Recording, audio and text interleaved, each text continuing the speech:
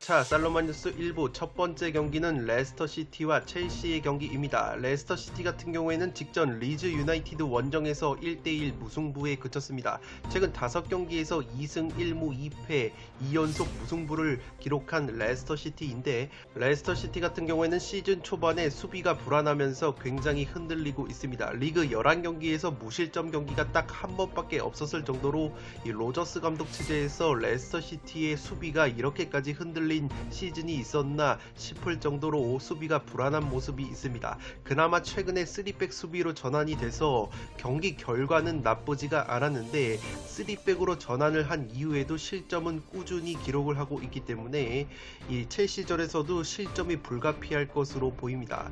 최근 첼시와의 상대 전적을 보시면 2승 2무 2패로 굉장히 팽팽했던 모습이 있고, 지난 시즌 같은 경우에는 2승 1패로 오히려 우위에 서 있는 레스터라고 보시면 되겠습니다. A매치 기간에 핵심 자원들이 대거 차출이 됐습니다. 아마티, 맨디, 쇠윤주, 다카, 카스타뉴, 은디디, 슈마이켈 같은 핵심 자원들이 국가대표팀에 차출이 됐기 때문에 체력적인 누수는 첼시 못지않게 심할 것으로 생각이 됩니다. 홈 성적이 2승 1무 2패, 원정에서도 2승 2무 2패로 홈과 원정에서 비슷한 성적을 보여주고 있는 레스터이기 때문에 홈에서의 유불리를 따지기에는 이 성적이 애매한 부분이 있습니다. 반면에 첼시 같은 경우에는 직전 번리와의 홈 경기에서 1대1 무승부에 그쳤습니다. 최근 리그 5경기에서 4승 1무 무패를 달리고 있긴 해도 확실히 공격수 루카쿠 선수가 부상으로 이탈을 한 뒤에 화력이 상당히 떨어져 있는 것이 첼시입니다. 그래도 A매치 기간에 루카쿠 선수가 부상에서 돌아왔습니다. 지금 훈련 사진을 제가 찾아왔는데, 훈련에 복귀를 해서 레스터시티전을 준비를 하고 있다고 하기 때문에 이 루카쿠 선수가 최전방에 복귀를 할 수 있다면 최근에 삐걱거렸던 첼시의 공격이 보다 유기적으로 이루어질 가능성이 있어 보입니다. 레스터시티전 이후에 3일 뒤에 유벤투스와 챔피언스리그 홈 경기를 치러야 하는 입장이기 때문에 A매치까지 대부분의 핵심 자원들이 소화를 한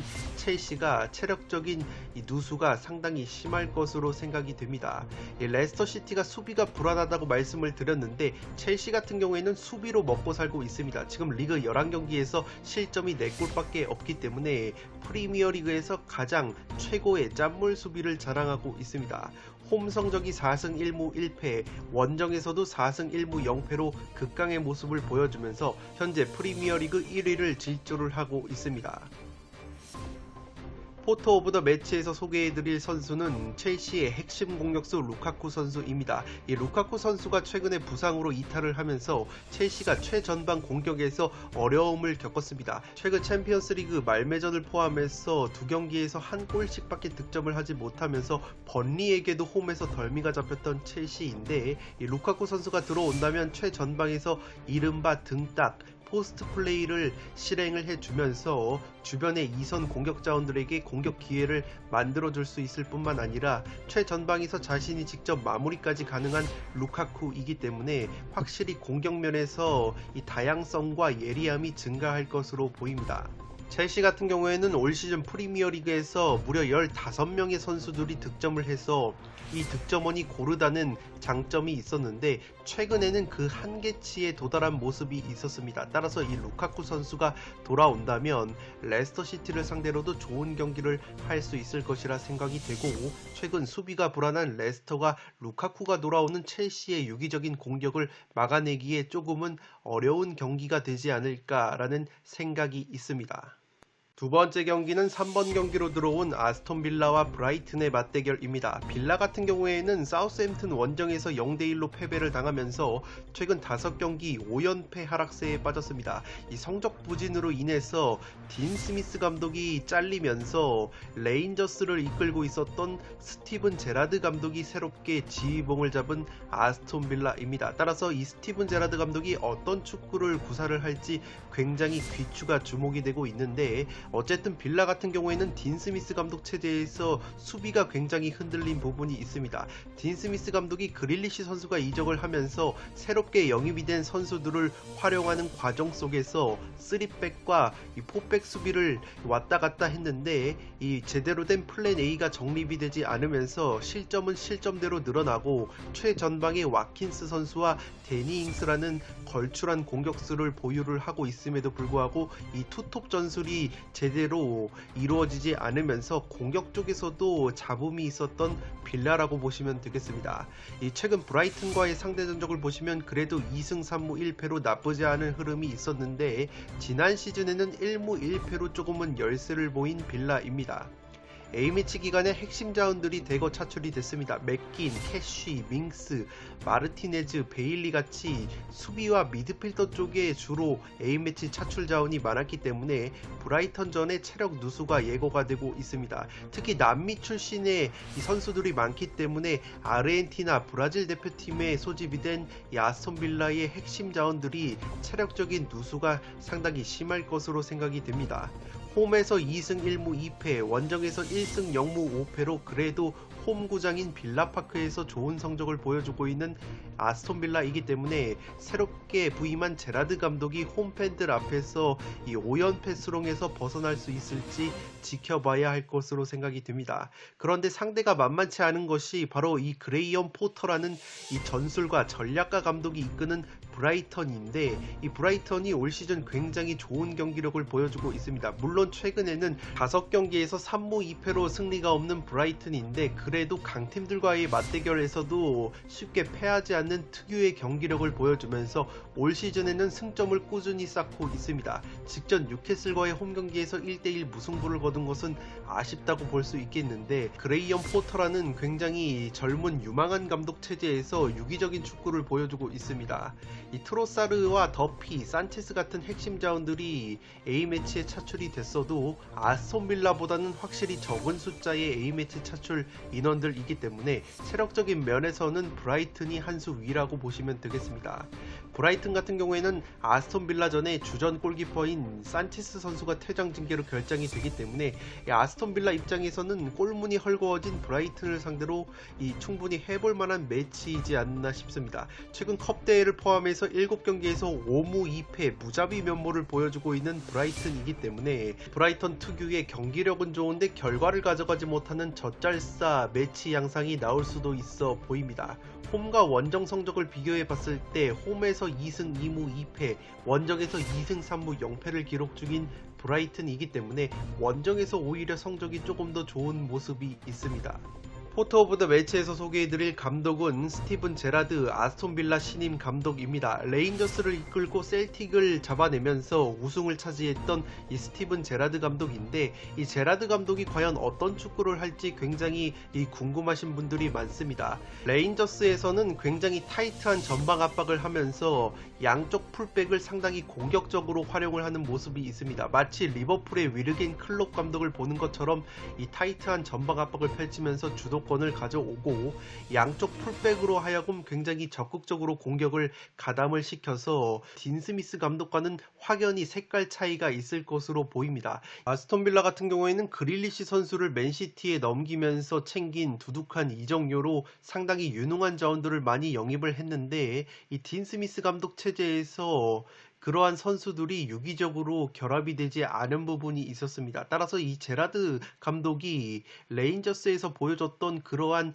이 다이내믹한 이 압박 축구를 구사를 할 수 있다면 충분히 좋은 경기력을 보여줄 수 있는 자원들이 아스톤 빌라에 많기 때문에 이 상당히 기대를 모으고 있습니다. 물론 A매치 기간에 핵심 자원들이 대표팀에 다녀온 상황이고 훈련 시간이 굉장히 짧았기 때문에 제라드 감독이 레인저스에서 보여줬던 그러한 압박 축구가 브라이튼전에 당장 나올 가능성은 상당히 떨어져 보이기 때문에 이번 경기는 굉장히 어려운 경기가 될 것으로 생각이 됩니다. 이 브라이턴이 원체 포터 감독 체제에서 유기적인 축구를 구사를 하고 원정에서도 경기력이 나쁘지 않은 팀이기 때문에 상당히 5대5 매치가 예상이 됩니다. 따라서 이 경기는 투포를 최소 잡으면서 다양한 경우의 수를 노려봄직한 매치이지 않나 싶습니다. 세 번째 경기는 4번 경기로 들어온 번리와 크리스탈 팰리스의 맞대결입니다. 최근에 두 팀 모두 상승세를 제대로 탔는데 번리 같은 경우에는 1등 팀인 첼시 원정에서 1대1 무승부를 거두면서 최근 프리미어리그 2경기 1승 1무 상승세를 타고 있습니다. 최근 5경기 흐름으로 보자면 1승 2무 2패인데 어쨌든 승격팀 브렌트포드를 상대로 올 시즌 첫 승을 일궈내면서 상당히 분위기가 좋은 것이 번리라고 보시면 되겠습니다. 최근 크리스탈 팰리스와의 상대 전적을 보시면 3승 3패로 팽팽한 모습이 있었는데 지난 시즌에는 2승을 거두면서 더블을 기록한 번리라고 보시면 되겠습니다. 최근 크리스탈 팰리스를 상대로 3연승의 상승세를 탄 번리이고 A매치 기간에 크리스 우드, 비드라, 막스 코르네 같은 핵심 공격 자원들 위주로 국가대표팀에 차출이 됐고 수비나 미드필더 쪽에는 차출 자원이 적었기 때문에 체력 누수는 그렇게까지 크지 않을 것으로 생각이 됩니다. 홈 성적이 1승 2무 2패, 원정 성적이 0승 3무 3패로 그래도 홈구장인 터프 무어에서 더 좋은 모습을 보여주는 번리라고 보시면 되겠습니다. 이 반대로 크리스탈 팰리스 같은 경우에는 직전 울버햄튼과의 홈경기에서 2대0 깔끔한 완승을 거두면서 최근 5경기 2승 3무 무패 행진을 이어갔습니다. 원정 경기에서 실점이 2배 이상 늘어나는 것이 조금은 약점이라고 보시면 되겠는데 이 크리스탈 팰리스의 최대 약점이 올 시즌 세트피스 상황에서 실점이 무려 7골로 프리미어리그 가장 많은 실점을 기록하고 있습니다. 번리가 우리가 잘 알고 있듯이 프리미어리그 제공권 1등을 달리는 팀이고 원체 세트피스 공격이나 이 롱볼에 의한 포스트 플레이가 강한 팀이기 때문에 크리스탈 팰리스가 세트피스 상황에서 번리의 맹공을 버텨내기에는 조금은 어려울 수도 있지 않을까 싶습니다. 벤테케나 갤러거, 게이 같은 선수들을 제외한 핵심 자원들이 A매치에 차출이 별로 되지 않았기 때문에 번리 못지않게 체력적인 이 누수는 없을 것으로 생각이 됩니다. 홈 성적이 2승 4무 0패로 무패인데 원정에서는 1승 2무 2패로 성적이 좋지 못하면서 실점까지 증가하는 크리스탈 팰리스이기 때문에 크리스탈 팰리스가 원정팀임에도 불구하고 근소하게 정배당을 받았지만 팰리스의 승리를 확신하기에는 리스크가 많은 경기라고 생각이 됩니다. 포토 오브 더 매치에서 소개해드릴 두 선수입니다. 왼쪽이 번리의 공격수 막스 코르네 선수이고 오른쪽이 크리스탈 팰리스의 상승세를 이끌고 있는 미드필더 코너 갤러거 선수입니다. 이 막스 코르네 선수 같은 경우에는 주로 왼쪽 측면에서 활약을 하는데 이 최전방과 측면 그리고 2선을 넘나들면서 공격의 연결고리 역할을 하고 있습니다. 연결고리 역할뿐만 아니라 자신이 직접 마무리까지 하면서 최근에 이 3골 정도를 넣어주고 있고 오른쪽에 코너 갤러거 같은 경우에는 원래는 첼시 소속의 선수인데 최근에 임대를 여러 팀을 다니고 있다가 크리스탈 팰리스로 임대로 넘어오게 됐는데 이 선수가 박스 투 박스 미드필더로서 굉장히 좋은 활약을 해주고 있습니다. 물론 이 파이널 서드 상대 수비 진영에서 마무리 패스나 마무리 슈팅의 정확도가 조금은 떨어진다는 아쉬움이 있지만 그럼에도 불구하고 왕성한 활동량을 바탕으로 이 박스 안으로 적극적으로 침투를 하면서 올 시즌 프리미어리그에서 무려 4골을 넣어주고 있습니다. 이 갤러거 선수가 이 패스나 마무리에 있어서의 정교함을 조금 더 향상을 시킬 수만 있다면 지금 첼시 팬들 사이에서는 다음 시즌에는 첼시로 불러들여서 이 적극적으로 활용을 해야 하는 것이 아니냐라는 말이 나올 정도로 코너 갤러거 선수가 최근에 좋은 모습을 보여주고 있습니다. 이 두 선수 모두 국가대표팀에 차출이 됐고 특히 갤러거 같은 경우에는 잉글랜드 성인 대표팀에 처음으로 차출이 됐기 때문에 상당히 분위기가 좋습니다. 따라서 번리와 크리스탈 팰리스의 맞대결은 이 막스 코르네냐 이 코너 갤러거냐의 싸움이 될 것으로 보이기 때문에 상당히 5대5 매치가 예상이 됩니다. 네 번째 경기는 5번 경기로 들어온 뉴캐슬과 브렌트포드의 경기입니다. 뉴캐슬 같은 경우에는 프리미어리그 20개 구단 중에서 유일하게 아직까지 첫 승을 기록하지 못한 팀인데 최근에 사우디 국부펀드 거대 자본이 들어오면서 감독이 교체가 됐습니다. 본머스를 이끌었던 에디 하우 감독이 부임을 하면서 이 새로운 역사를 예고를 하고 있는데 에디 하우 감독이 과연 어떤 축구를 보여줄 수 있을지 귀추가 주목이 되고 있습니다. 직전 브라이튼 원정에서 1대1 무승부를 거둔 것은 나쁘지 않은 결과였고 최근 5경기 2무 3패 하락세는 여전하다고 보시면 되겠습니다. 이 브랜트포드가 승격팀이기 때문에 최근에 맞대결 전적은 없다고 보시면 되겠는데 이 작년에 컵 대회에서 0대1로 패배를 기록한 바 있습니다. A매치 기간에 파비안 셰어나 루이스 그리고 알미론 같은 핵심 자원들의 차출 자원이 그렇게까지 많지 않았기 때문에 체력적인 누수는 전반적으로는 그렇게까지 크지 않을 것으로 생각이 됩니다. 홈 성적이 0승 2무 3패, 원정에서 0승 3무 3패로 아직까지 유일하게 첫 승이 없는 뉴캐슬이기 때문에 반드시 브랜트포드를 상대로 에디아우 감독 체제에서 첫 승을 기록을 해야지 분위기 반전에 성공을 할 수 있을 것으로 생각이 됩니다. 반면에 브랜트포드 같은 경우에는 시즌 초반에 돌풍을 일으키다가 최근에 고꾸라지고 있습니다. 직전 노리치 시티와의 홈경기에서도 1대2 패배를 당하면서 최근에 프리미어리그 4연패 하락세에 빠져 있습니다. 이 최근 하락세의 원인이 여러가지가 있지만 이 주전 골키퍼인 라야 선수가 부상으로 이탈을 하면서 수비뿐만 아니라 라야 선수의 공백이 공격에서도 느껴지고 있습니다. 이 라야 선수가 선방 능력이 좋은데 선방 능력뿐만 아니라 공격 상황에서 한 번에 전방으로 연결해주는 롱패스의 퀄리티가 상당히 좋아서 최전방 공격수인 이반 토니 같은 선수들이 그러한 롱패스를 받으면서 포스트 플레이로 유기적인 공격을 이끌어 나가는 것이 브랜트포드의 하나의 패턴이었는데 라야 선수가 이탈을 하면서 그러한 포스트 플레이도 지공 상황에서 이루어지지 않고 있습니다. 뇌르고르 옌센 같은 선수들을 제외하면 핵심 자원들이 A 대표팀에 차출이 되지 않았기 때문에 브랜트포드 역시 체력 누수는 그렇게까지 크지 않을 것으로 생각이 됩니다. 그나마 고무적인 것은 브랜트포드가 올 시즌 프리미어리그에서는 홈보다는 원정에서 성적이 좋습니다. 홈에서는 1승 1무 4패로 패배가 많은데 원정에서는 2승 2무 1패로 그래도 쉽게 패하지 않는 모습을 보여주고 있습니다.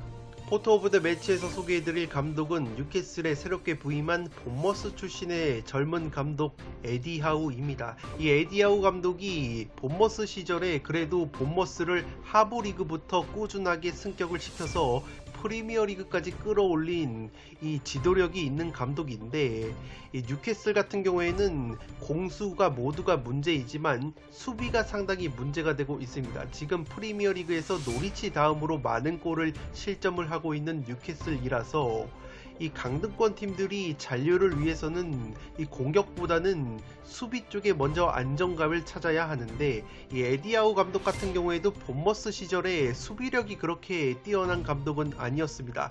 오히려 빠른 전환이나 공격 쪽에서 두각을 나타냈던 감독이고 이 수비 전술을 공고히 하는 데 있어서는 조금은 물음표가 따른다는 평가가 있기 때문에 수비를 먼저 공고히 해야 하는 뉴캐슬에게 적합한 감독 인사인가 라는 의문점이 있는 상황입니다. 물론 그래도 이 전임 감독이었던 스티브 브루스 감독보다는 확실히 공격 면에서는 유기적인 부분이 살아날 가능성이 있고 뉴캐슬에는 원체 드리블이나 돌파가 좋은 생 막시망이나 알미론 같은 자원들이 있고 최전방에는 결정력이 좋은 칼럼 윌슨까지 있기 때문에 이 에디아우 감독이 공격 쪽을 조금은 만져준다면 화력이 좀 더 살아날 여지는 있어 보입니다.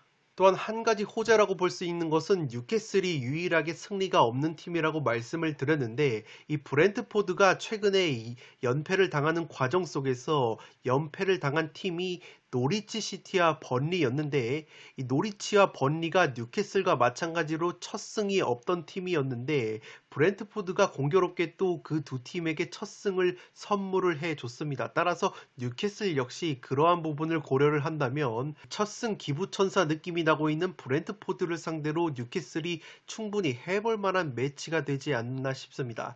브랜트포드가 원체 전력 누수가 조금은 심한 부분이 있고 시즌 초반에 상승세가 굉장히 꺾여 있기 때문에 에디아우 감독이라는 신인 감독 체제에서 홈팬들 앞에서 뉴캐슬이 좀 더 의욕적으로 경기에 나설 수 있지 않을까 싶습니다. 따라서 이 경기는 이 브랜트포드 쪽을 믿었다가는 조금은 뒤통수를 맞을 수도 있는 매치이지 않나 싶습니다. 승무패 51회차 살로만뉴스 마지막 경기는 6번 경기로 들어온 노리치 시티와 사우스햄튼의 맞대결입니다. 노리치 같은 경우에는 브렌트포드 원정에서 2대1 승리를 거두면서 시즌 첫 승을 신고를 했는데, 이 노리치 같은 경우에는 파르키 감독이 잘리면서 아스톤빌라를 맡았던 딘 스미스 감독을 새롭게 감독으로 선임을 했습니다. 딘 스미스 감독은 빌라에서 잘리자마자 이 노리치라는 승격팀으로 다시 부임을 하면서 어쨌든 일자리를 유지를 하게 됐는데, 최근 5경기 흐름은 1승 2무 2패로 여전히 좋지 못합니다. 최근 사우스햄튼과의 상대 전적을 보시면 2019-20 시즌에 2패를 당했던 노리치 시티이고, 노리치의 가장 큰 문제는 역시 수비라고 보시면 되겠습니다. 실점이 26골로 프리미어리그에서 최다 실점을 기록 중인데, 이 딘 스미스 감독이 제가 앞서 아스톤 빌라를 말씀을 드리면서 실점이 굉장히 많아졌다고 말씀을 드렸기 때문에 노리치의 허벌창 수비를 공고히 할 수 있을지는 조금은 의문이라고 보시면 되겠습니다. A매치 기간에 의외로 많은 선수들이 차출이 됐습니다. 에이스 푸키 선수를 비롯해서 크롤 골키퍼, 미드필더 길모어, 그리고 얀놀리스, 촐리스, 라시차 같이 꽤나 많은 자원들이 A매치에 차출이 됐기 때문에 의외로 체력 누수가 조금은 있는 편이라고 보시면 되겠습니다. 홈 성적이 0승 1무 4패로 캐로우로드라는 홈구장에서 아직까지 승리가 없는 노리치이고, 원정에서는 1승 1무 4패로 브렌트포드전에서 거둔 승리가 유일하다고 보시면 되겠습니다. 반면에 사우스햄튼은 최근에 상승세를 타고 있습니다. 최근 5경기 3승 1무 1패로 2연승의 상승세를 탔고, 직전 빌라와의 홈경기에서도 1대0 신승을 거뒀습니다. 다만 우려스러운 것은 사우스햄튼도 원정에서는 수비력이 2배가량 하락이 되고 있습니다. 공격수 채아담스 선수가 최근에 좋은 골 감각을 보여주고 있는데, A매치 포함해서 5경기에서 4골을 넣어주고 있습니다.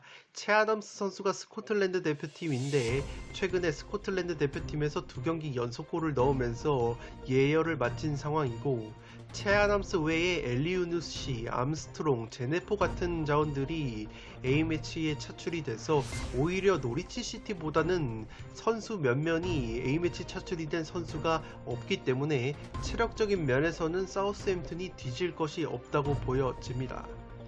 홈 성적이 2승 3무 1패로 다부진데, 원정에서는 수비력이 떨어지면서 1승 2무 2패 좋지 못한 성적을 보여주고 있는 사우스햄튼이기 때문에 이 사우스햄튼의 승리를 장담할 수는 없을 것으로 생각이 됩니다. 포토 오브 더 매치에서 소개해드릴 노리치 시티의 감독 딘 스미스 감독입니다. 아스톤 빌라에서 얼마 전에 잘렸는데 바로 노리치 시티로 부임을 하면서 프리미어리그에서의 커리어를 이어갈 수 있게 됐습니다. 이 아스톤 빌라 시절에 최근에 5연패 수렁에 빠지면서 경질까지 된 딘 스미스인데, 이 아스톤 빌라에서 3백과 4백을 오가면서 플랜 A를 정하지 못하면서 실점이 굉장히 늘어난 부분이 있고, 그렇기 때문에 노리치 시티가 최근에 이 프리미어리그에서 최다 실점을 기록 중이라는 점에서 과연 딘 스미스 감독이 노리치 시티의 수비력을 안정화를 시킬 수 있을지 조금은 의문이 들고 있습니다. 상대팀인 사우스햄튼 같은 경우에는 하센 휘틀 감독 체제에서 굉장히 빡센 전방 압박을 펼치는 팀으로 유명한데, 그래도 노리치 시티가 테무 푸키라는 이 공격수가 뒷공간 침투에 일가견이 있고, 이 딘 스미스 감독 역시 아스톤 빌라에서는 이 짧게 썰어가는 축구보다는 그래도 다이렉트 플레이에 강점이 있었던 감독이기 때문에 이 뉴캐슬의 에디아우 감독 역시 공격 쪽에서는 케미가 맞을 것 같다고 말씀을 드린 것처럼, 이 노리치의 딘 스미스 역시 수비 쪽은 물음표이지만 공격 면에서는 오히려 사우스햄튼을 상대함에 있어서 케미가 맞을 수도 있지 않을까 싶습니다. 사우스햄튼이 원정에서 수비력이 상당히 떨어진다는 점까지 고려를 해봤을 때 이 경기는 의외로 이 난타전 구도의 양상이 나오면서 이 승패가 갈리는 흐름도 나오지 않을까 싶습니다. 네, 이것으로 대략 8억 2천만원이 이월된 승무패 51회차 프리미어리그 10경기 중에서 5경기를 먼저 심층 프리뷰를 다뤄드렸습니다. 내일 목요일에는 나머지 프리미어리그 5경기 심층 프리뷰를 진행을 해드리고, 금요일에는 라리가 4경기까지 포함을 해서 현미경 분석으로 최종 픽을 말씀드리는 순서로 진행을 하도록 하겠습니다. 끝으로 영상이 도움이 되신 분들은 좋아요와 구독 버튼을 눌러주시면 풋볼살롱 채널에 크나큰 힘이 됩니다. 구독 버튼 옆에 종 모양의 알림 설정을 해주시면 그 누구보다 빠르게 양질의 축구, 승무패, 포르투 관련 분석 컨텐츠를 만나보실 수 있습니다. 지금까지 풋볼 살롱이었습니다. 감사합니다.